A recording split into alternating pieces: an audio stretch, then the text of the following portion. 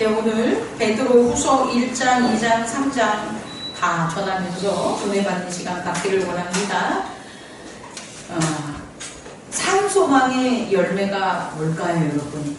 산소망의 열매. 지난주에 했는데, 산소망의 열매는 따라해보세요. 부활이다. 부활이다. 산소망의 열매는 뭐다? 부활이다. 부활주도 아닌데 부활에 대해서 우리가 집중해야 되는데, 부활이 뭘 것 같아요, 여러분? 우리가 아는 그대로 하면 어떻게 하는 거예요? 사망에서 생명. 네, 사망에서 생명으로 사는 거죠. 문자적인 의미에서 보면 회복할 복자에다가 살 활자예요. 회복할 복자에 살 활. 그러니까 부활이라는 것은 뭐냐면 회복해서 뭐 하는 거예요? 살아가는 거예요. 그런데 이것의 뜻풀이가 참 신기합니다. 뭐냐면 한 번 행하여 다시 발음이 잘 안 됩니다. 볼톡스도 안 맞았는데, 한 번 행하여지지 않게 된 것을 다시 한 번 행하여지도록 하는 것. 이게 부활이라는 거예요. 뭐냐면 과학 시간으로 돌아가면 이 세상에는 무엇이냐면 마찰이라는 게 있어요. 마찰이요. 그래서 힘이 작용을 하면 그 힘이 계속해서 행해져서 연속되고 지속돼야 되는데, 그 힘이 행해지는 곳에 뭐가 있다? 마찰력. 다시 말해 그 힘과 반대되는 저항력이 발생하는 거예요. 그래서 이 세상에서 우리가 구슬을 이렇게 굴리면 가다가 어떻게 된다는 거예요? 선다는 거예요. 멈춘다는 거예요. 마찰 때문에. 이것은 우리의 삶을 적용한다면, 우리가 이 땅에 태어났어요. 태어나서 뭐 하는 거예요? 생활하고 활동하는 거죠. 행하는 거죠. 근데 그것을 뭐 하는 것? 멈추는 게 아니라 막는 힘이라는 마찰이 작용한다는 거예요. 그래서 결국 우리는 어떻게 된다는 거예요? 생활하는 것이 멈추는 거죠. 삶이 멈춘다는 거예요. 그것을 우리는 뭐라 그럽니까? 죽는다, 사망한다 그러는 거예요. 결국 이 땅에서는요, 뭐가 있기 때문에 삶을 행하는 것을 막는 마찰의 힘이 있기 때문에 이 세상을 살아가는 모든 사람들은 뭐한다? 죽는다는 거예요. 그 행하는 게 멈춰서 죽는 거예요. 근데 부활은 뭐냐면요, 그 멈추는, 한 번 행하여지지 않게 된 것은 멈춘 거잖아요. 행하는 게 멈춘 것을 뭐 하는 거예요? 다시 한번 행하여지게 하는 거라는 거예요. 그럼 여러분이 생각할 때 부활에는 반드시 뭐가 필요할 것 같아요? 지금 제가 말씀드린 것을 바탕으로 생각한다면 또 다른 힘이 필요합니다. 또 다른 힘. 부활에는 뭐가 필요하면 그냥 단순히 부활했어, 살아났어 라는 게 아니라 다시 한번 힘이 필요한데, 그 다시 한번 그 힘이라는 게 뭐냐면 생명을 살게 하는 힘이 바로 부활에 필요하다는 거예요. 그 다시 한번 살게 하는 부활의 힘, 그게 뭐냐? 하나님의 임재라는 거예요. 하나님이 임재해서 우리 생이라는 게 시작이 됐는데, 그것을 거슬리는 마찰, 죄악된 세상 때문에 결국은 멈춘다는 거예요. 그런데 다시 한번 하나님이 임재하셔서 그 행함을 다시 시작하는 거예요. 그게 뭐가 되냐? 부활이라는 거예요. 그럼 이 하나님의 임재에는 어떠한 게 필요하냐라고 보면, 물론 그걸 가기 전에 첫 번째로 여러분과 함께 나눌 게 뭐냐면, 이 부활하기 위해선 우리가 영과 혼과 육이 있잖아요. 그럼 어떻게 되는 거예요? 영과 혼과 육에 뭐가 일어나야 되는 거예요? 작용이 일어나야 되는 거죠.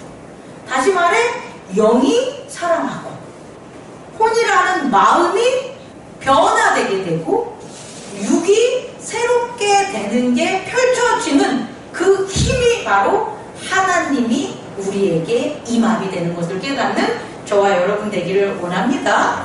그래서요, 영이라는 그런 살아남은 우리 우리가 볼 수가 없어요. 왜냐하면 육은 영과 감지될 수 없는 아주 다른 영역이기 때문에 영이라는 게 살아있다는 것을 우리가 증명하기 위해서는 마음과 육에 대한 영역이 변화되면 되는 거예요.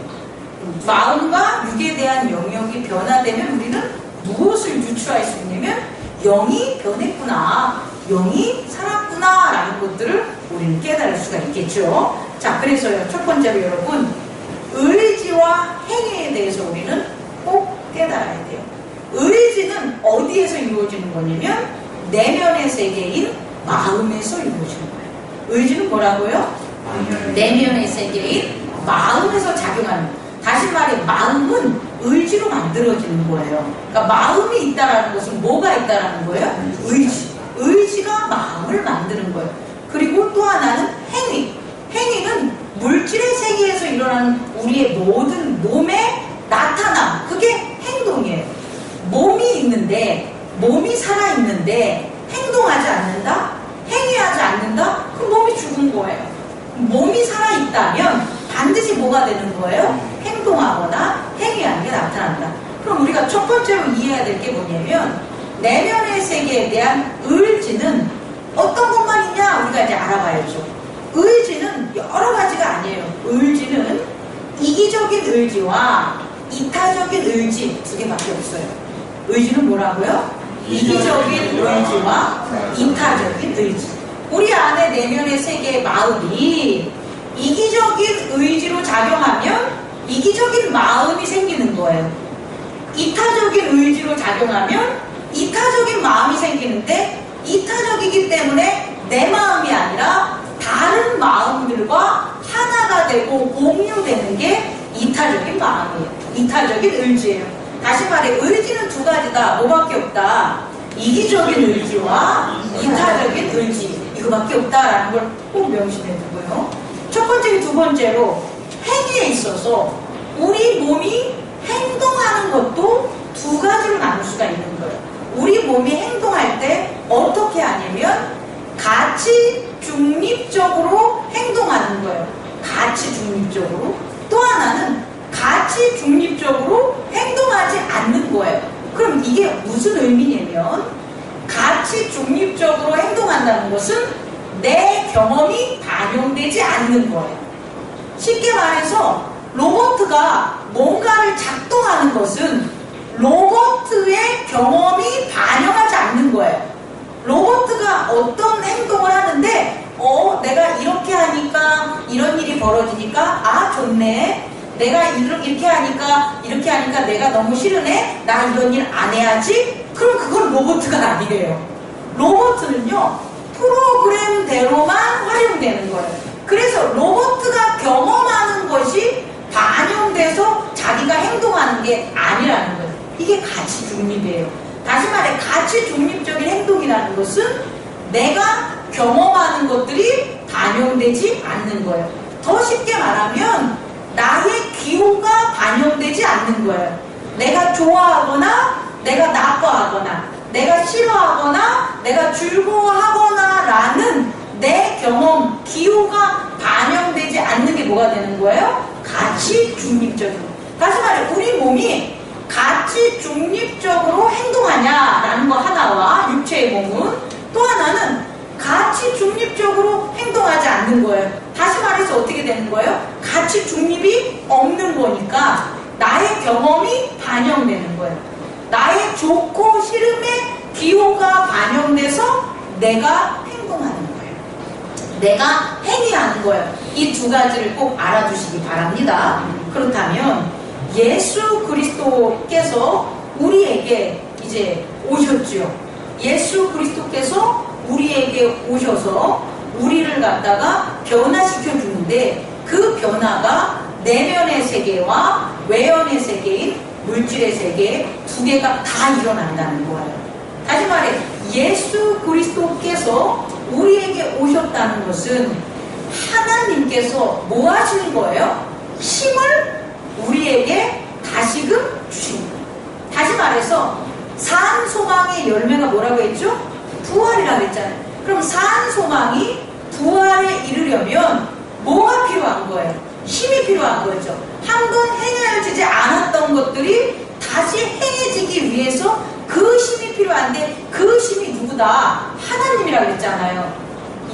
아닙니까? 그럼 그 하나님이 결국 다시 시작되게 행하게 하기 위하여 우리에게 임재를 하는데 그 임재가 누구냐 봤더니 뭔 거예요? 예수 그리스도라는 거예요. 그래서 예수 그리스도가 하나님이시라는 거예요. 예수 그리스도는 단지 요셉의 아들 마리아의 아들로 온 게 아니라 예수 그리스도는 살아계신 하나님으로 오신 거예요.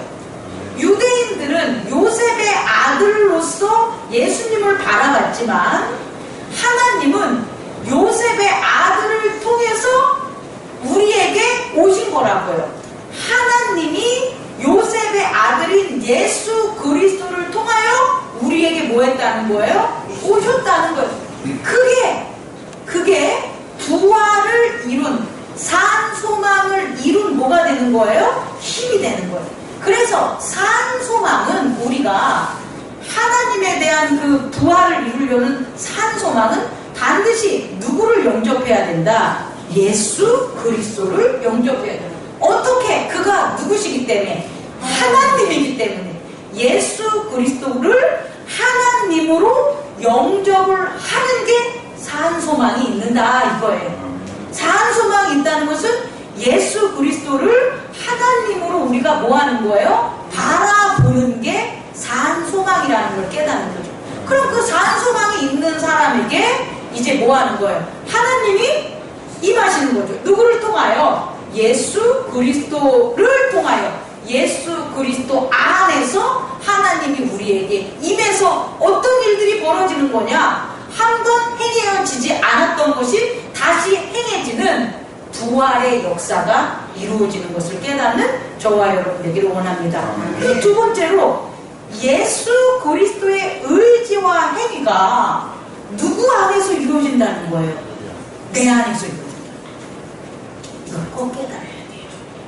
산소망의 열매가 부활인데 산소망의 열매가 부활로 이루어지는 것은 여기서 일어나고 저기서 일어나는 게 아니라 어디서 이루어지는 거다? 내 안에서, 내 밖에서. 이것도 내 안에서, 내 밖에서.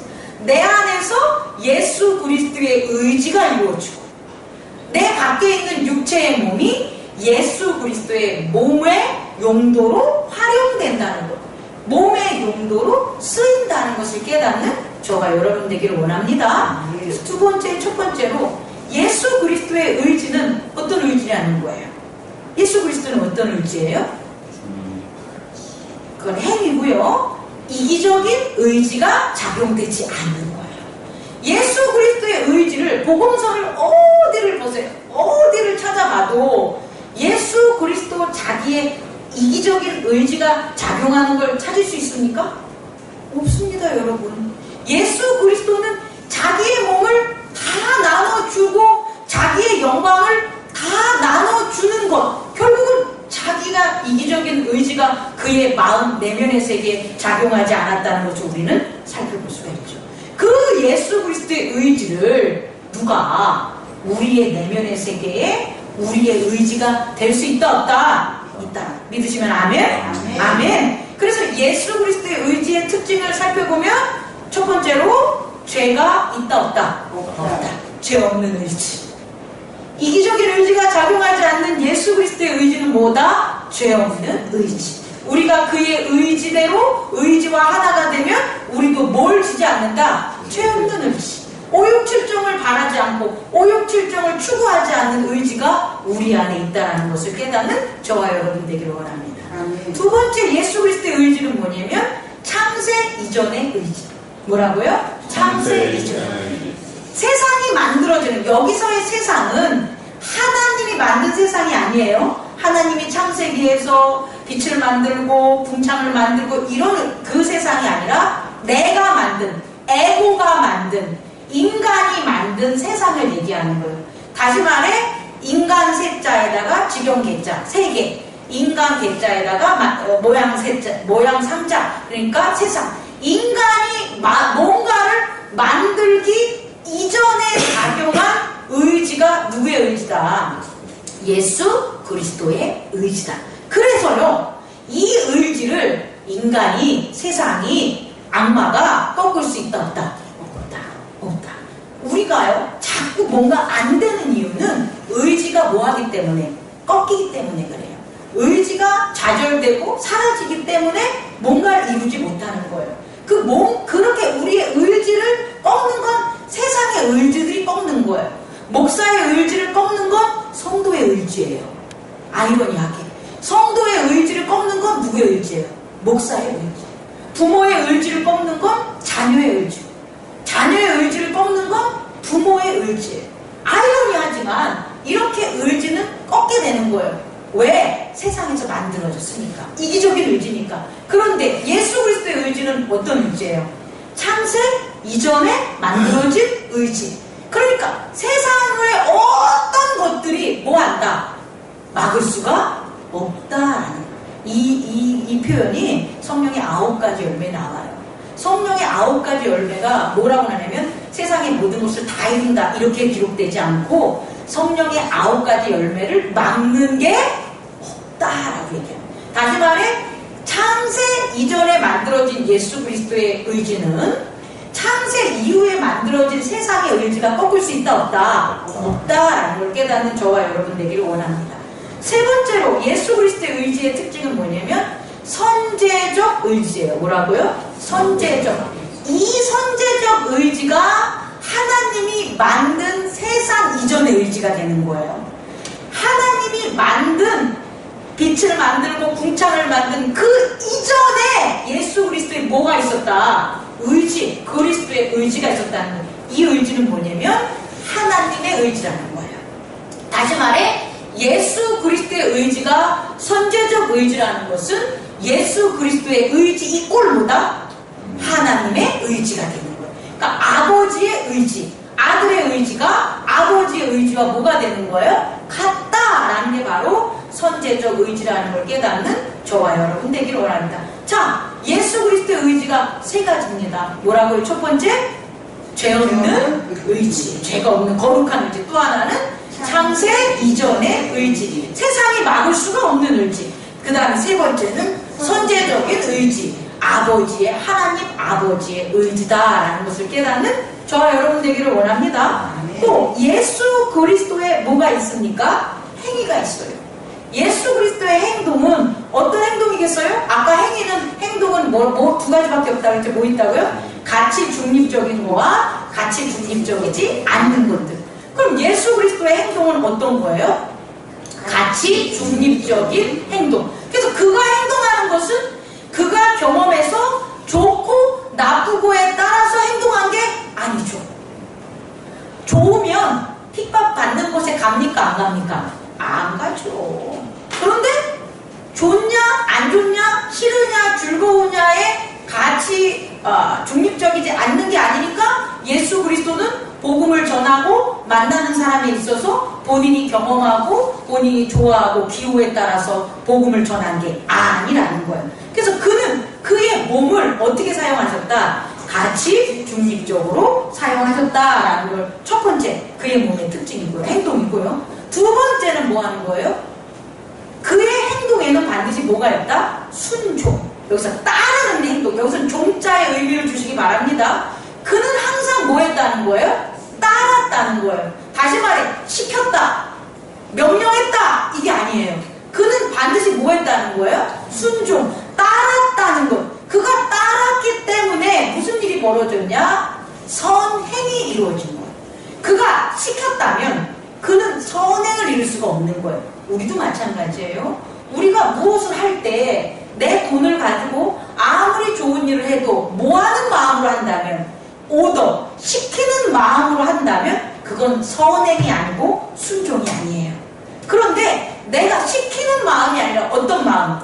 따르는 마음, 순종하는 마음으로 하면 반드시 그건 뭐가 되는 거예요? 선행이 되는 것을 깨닫는 저와 여러분 되기를 원합니다. 그의 행동의 첫 번째 특징은 가치 중립적이었고 두 번째 특징은 순종, 선행이었다는 거죠. 그의 세 번째 특징은 뭘 것 같아요? 예정된 행위였다는 거예요. 예정된 행위. 그가 즉흥적으로 한 행동은 없는 거예요.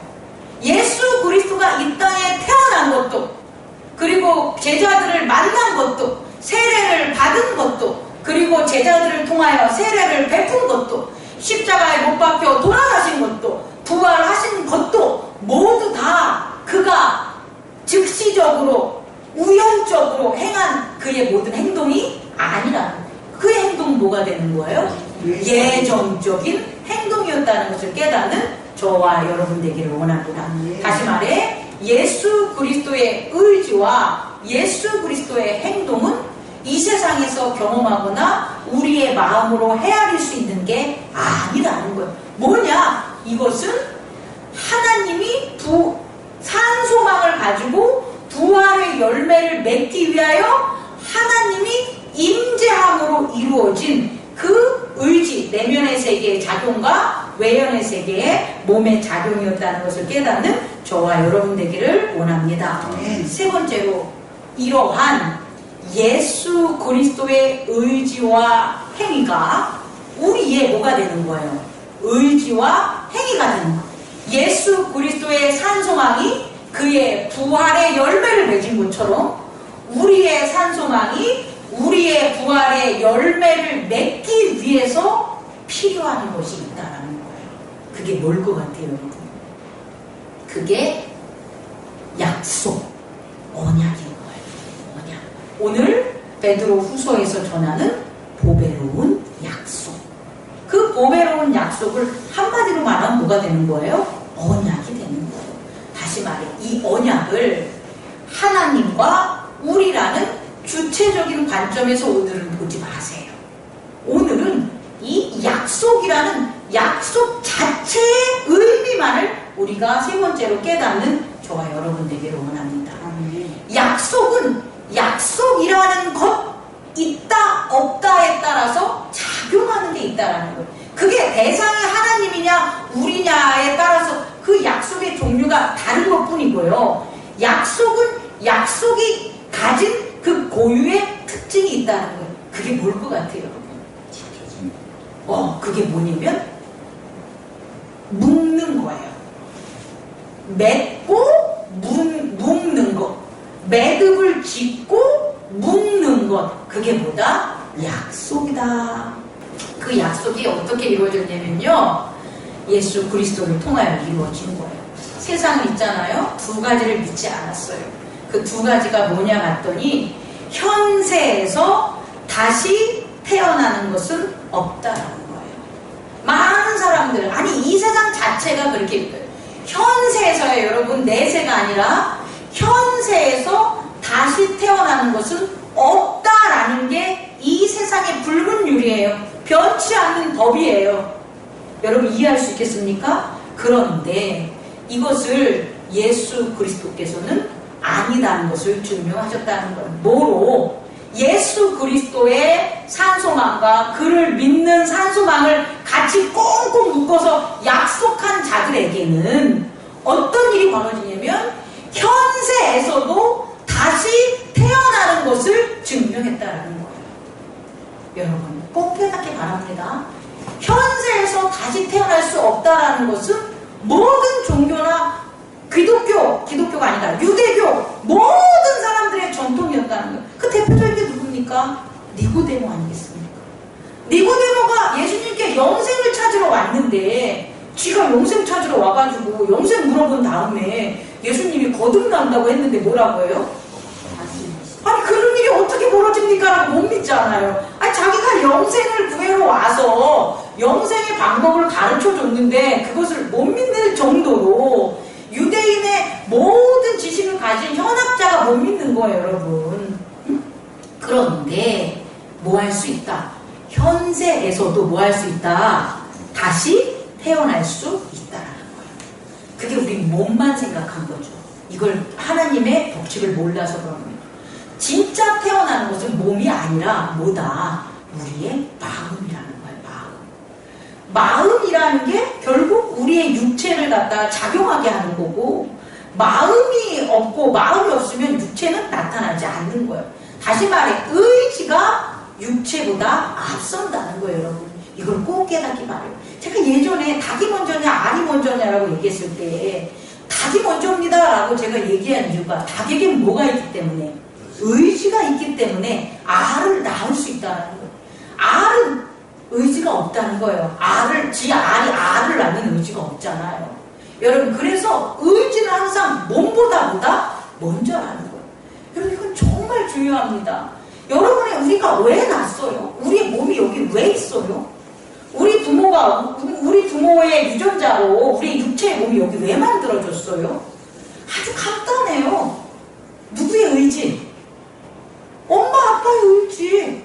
엄마 아빠가 만들려고 했어. 그래서 만들어진 거야. 만약에 엄마 아빠가 만들려는 의지 절대 없어. 그럼 우리 안 나요?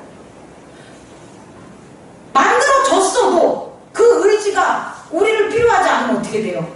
없어버리잖아요. 병원에 가서. 여러분 꼭 깨닫기 바랍니다. 의지가 육체를 뭐한다? 먼저 한다. 앞선다. 거듭남이라는 것은 뭐가 되냐? 의지가 만들어지는 거예요. 다시 말해, 현세에서도 다시 태어나는, 새롭게 태어나는 의지가 만들어지는 게 그게 뭐다? 거듭남이라는 것을 깨닫는 저와 여러분 되기를 원합니다. 다시 말해, 믿음으로 뭐한다? 거듭난다. 몸이 살아있음에도 불구하고, 우리의 육체, 부모가 만들어진 이 몸이 살아있음에도 불구하고, 우리의 내면의 세계에는 우리의 마음이 예수 그리스도의 마음으로 뭐 할 수 있다? 거듭날 수 있다. 이기적인 의지인 오욕칠정이 작용하는 에고가 아니라 이타적으로 공동의 덕을 이룰 수 있는 예수 그리스도 하나님의 의지와 동일한 그 의지가 우리 안에 뭐 할 수 있다? 만들어질 수 있다는 거예요. 뭐로? 물과 성령으로. 예수 그리스도의 물 보혈과 성령의 역사함으로 말미암아 우리의 내면의 세계에 전혀 새로운 속사람의 의지가 만들어질 수 있다 없다? 있다는 걸 깨닫는 저와 여러분 되기를 원합니다. 예수 그리스도를 영접함으로 우리의 영이 깨어났고 그 작용으로 우리의 의지도 속사람의 의지인 예수 그리스도의 의지가 살아남을 거듭남을 깨닫는 저와 여러분 되기를 원합니다. 그래서 어떤 영향이 있냐면 참된 나를 발견하는 거예요. 누가? 에고가. 내 안에 죽지 않은 그 에고가 내가 진짜 오욕칠정을 하는 내가 아니라 영의 몸이 깨어나서 예수 그리스도의 의지로 거듭난 내가 정말 나구나 라고 속사람인 참된 나를 누가? 겉사람인 에고가 바라볼 수 있다라는 거예요. 그래서 에고가 참된 나인 그 속사람을 알기 때문에 자기가 외롭지 않는 거예요. 그리고 참된 나가 있기 때문에 자기가 잠들고 쇠락하고 약해지는 것에 있어서 기분이 상하거나 나쁘거나 두렵거나 이런 것들이 발생하지 않는 거예요. 오히려 더 즐겁고 더 성령의 9가지 열매에 있었던 것들을 에고가 할 수 있는 거예요. 여러분, 또 나한테 성령의 9가지 열매에서 희락, 또 뭐 있죠? 인내, 자비, 양성, 충성, 온유, 이건요 속사람이 하는 게 아니에요. 여러분, 이건 겉사람인 내 에고가 하는 거예요. 내 에고가 참을 수 있는 거예요. 뭐 안에서? 성령의 9가지 열매 안에서 참는 거예요. 성령의 9가지 열매에 충성해서 내 에고가 충성할 수 있는 거예요. 여러분, 속사람이 충성할 수 있는 게 아니라, 다시 말해 그 열매로 내 안에 있는 이기적인 의지에 작용했던 오육칠정인 내가 즐거워하고 변화되고 자기를 잠잠하게 함으로 참된 나를 활동하고 참된 나를 바라볼 수 있는 게 바로 뭐다? 거듭남이라는 것을 깨닫는 저와 여러분 되기를 원합니다. 아멘. 두 번째로는요, 두 번째로는요, 행동에 있어서 예수 그리스도의 행동을 할 수 있는 거예요. 좀 아까 첫 번째로 말한 것, 거듭남이 세상에서 할 수 없는 다시 태어나는 것에 대한 증명이라면, 마음의 의지였다면, 두 번째로 세상은요, 육의 몸의 부활을 믿지 않아요. 그죠? 근데 이제 이걸 조금 더 엄밀하게 얘기해 줘야 되는데 뭐냐면 보좌 위에 거처하는 죄 없는 육의 몸의 부활이에요. 다시 말해 우리가 부활하는 그 몸은 어떤 몸이에요? 보좌 위에 앉을 수 있는 몸이라고요. 보좌 위에 앉아서 보좌 위에 몸이 되는 게 아니라 보좌 위에 앉을 수 있는 몸이 돼야 보좌로 가는 거예요, 여러분. 여러분 이거 꼭 이해할 수 있어야 됩니다. 예수 그리스도의 부활의 몸이 왜 보좌에 계시냐고. 보좌 아닌 곳에 계셔도 되잖아요. 여러 곳에 부활해서 있을 수 있잖아요. 장로들이 있는 곳에 있을 수도 있잖아요. 천사들이 있는 곳에 있을 수도 있잖아요. 그런데 왜 예수 그리스도의 부활의 몸은 하나님의 우편인 보좌 위에 앉을 수 있냐는 거예요. 그걸 안 믿었다니까 세상 사람들은. 아이고, 예수 그리스도를 안 믿은 이유는 그의 행동과 행위가 보좌 위에 하나님 옆에 앉을 만한 행동과 행위라는 걸 몰랐기 때문에 못 믿은 거라고요. 그런데 예수 그리스도는 그의 몸이 보좌 위 하나님의 우편에 앉을 행동을 했다 안 했다? 했다라는 거예요. 이걸 우리는 주목해야 되는 거예요. 그냥 몸의 부활이 아니라 어떤 몸의 부활? 보좌 위에 앉을 수 있는 죄 없는 육의 부활의 몸이 누구의 몸이다? 예수 그리스도의 몸이라는 거예요. 이걸 세상은 전혀 생각하지 못했다고. 그래서 그를 믿지 못한 거예요, 여러분. 그런데 우리는 그를 믿어요. 어떻게 믿어요?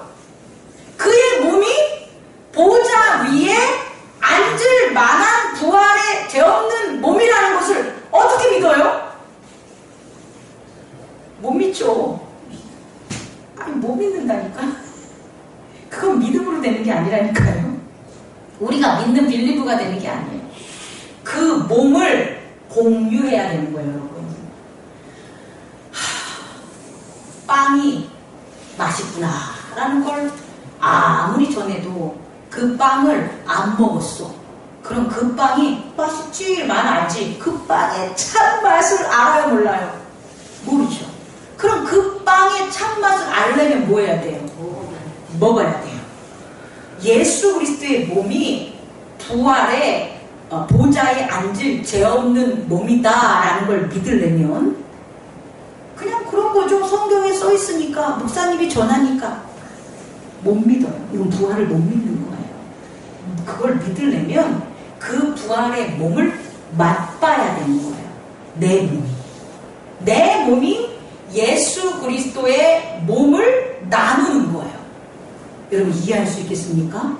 예수님께서 만찬 때 그의 자녀들에게, 그의 제자들에게 뭘 나눠줬어요? 그의 몸을 나눠준 거예요. 수많은 사람들이 모였어요. 오병이어 일어난 다음에 말씀 나누면서 뭐라고 했냐면 얘들아 제발 먹고 배부른 그 빵에 니네들 날 따르지 말고 내 몸을 좀 먹어봐 이런 거예요. 내 몸을 먹어봐. 내 몸을 니네 생명의 떡을 먹어야 돼. 생명의 생수를 먹어야 돼. 그랬더니 다들 빵 나눠줄 때는 위대하다. 하나님의 아들이다. 그러면서 따랐다가 예수님이 몸 나눠주니까 다들 미쳤구나 하고 다 떠나가 버렸다는 거예요, 여러분. 교회도 마찬가지로 사업이 잘 되고 자녀가 잘 되고 이런 것을 하면 예수님 살아계십니다. 하나님 살아계십니다. 부활 원합니다. 우리 부활합니다. 라고 나오지만 정말 그것은 부활을 믿는 게 아니라는 거예요. 부활을 산소만하는 게 아니라는 거예요. 먹고 배부른 거라 그것 때문에 온 거라는 거예요. 정말 부활을 믿으면 예수 그리스도의 몸을 뭐 해야 되는 거예요? 먹어야 되는 거예요. 예수 그리스도의 몸을 먹는 게 뭐냐는 거예요. 신령한 은사를 받는 거예요, 여러분.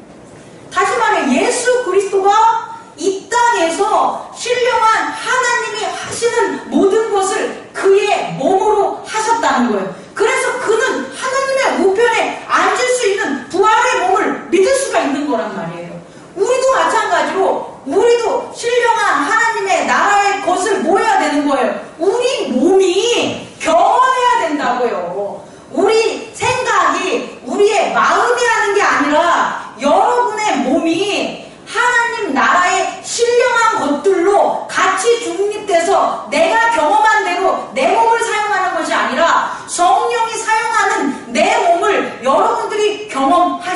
된다는 거예요. 그래야 부활을 믿는 거예요. 근데 이것을 경험하지 못하면 몸의 부활에 대한 믿음, 가짜 믿음이에요. 그래서 바울이나 베드로나 강조하고 있는 게 뭐가 됩니까? 바울은 뭘 강조하고 있어요? 성령의 9가지 열매에 대해서 강조하고 있죠. 오늘 베드로는 베드로 후서를 통해서 뭘 강조하고 있습니까? 신성한 성품에 참여하라. 신성한 성품에 참여하는 것은 신성한 몸에 뭐가 되는 거예요? 활용하는 것들이 직접 우리에게 있다라는 거예요. 뭐? 덕의 지식에 절제에 인내에 경건에 형제 우애에 사랑을, 이것들이 땅에 있는 오욕 칠정에 의한 이기적 의지에 의한 지식, 이기적 의지에 의한 덕, 이기적 의지에 의한 형제사랑, 이기적 의지에 의한 인내, 절제 아니라는 거예요. 이기적 의지가 아닌 내가 경험해보지 않는 하나님의 신령한 것으로부터 내 몸이, 내 생각이 깨닫는, 나눌 수 있는 덕, 그리고 그 덕의 지식의 절제의 인내의 경건의 형제 사랑하는 우애의 하나님의 사랑. 그걸 뭐가 느끼는 거예요? 내 마음이 아니라 내 몸이 신령한 하나님의 은사들을 내 몸이 누리는 거죠. 그래서 우리는 이미 부활했을 때 누리는 것을 현재에 있어서 뭐 할 수 있는 거예요? 누릴 수 있는 거예요. 그래서 부활을 소망하는 거예요.